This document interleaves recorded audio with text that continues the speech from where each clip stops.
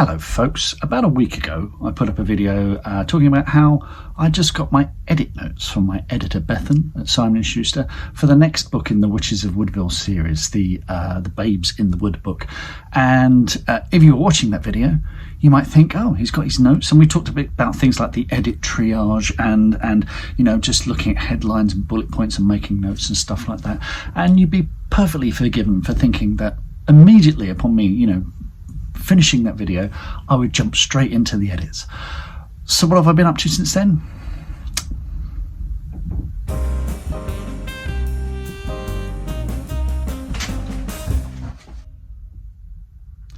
Procrastination, mainly. We can talk about procrastination if you like, maybe later. But actually, to be fair, I have had a couple of rewrites on 2 short stories and also some light rewriting on a horror movie, which essentially took a week. So, you know, I've been doing that. But I think, to be honest, it is a good thing not to jump in with both feet as soon as you get your edit notes. You know, let those ideas, you know, you read and review those notes that your editor has sent you, let them simmer in your brain, gain some acceptance from that time procrastinating. That's my excuse and I'm sticking for it. During the meanwhile, here are 5 tips on the first things to do before you start your edit. Save a copy. Seriously, save it. The original one that your editor sent you, save it, file it away, leave it untouched, don't change anything, because there will come a point in the edit where you'll come across something and you think, oh, what did my editor say about that? And you won't have any way of knowing. Accept all changes. I'm going to show a little video here.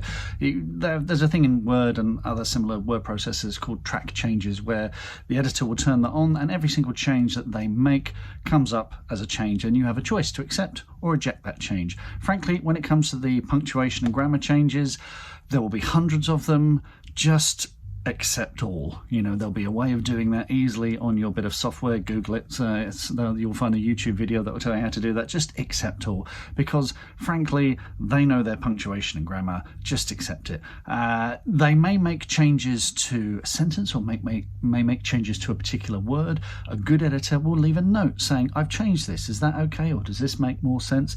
And you know, you can maybe go back to the original document, which you will have saved, and have a look and see if that change is harmful or gratuitous in some way. But frankly, in my experience, they don't make any crucial difference. These are words that, you know, are just there for clarity. Changes are just there for the reader. This draft is not for you, it is for the reader. Hence, all drafts from now will be for the reader as well.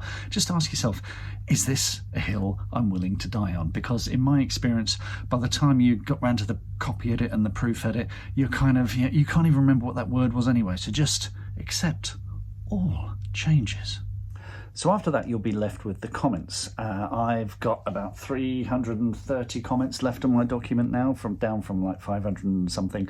Go through those comments, read, make notes, reply to yourself, you know, make quick fixes if you want. Sometimes, you know, you'll have a duplicated word in a sentence or a paragraph and they're pretty easy to fix.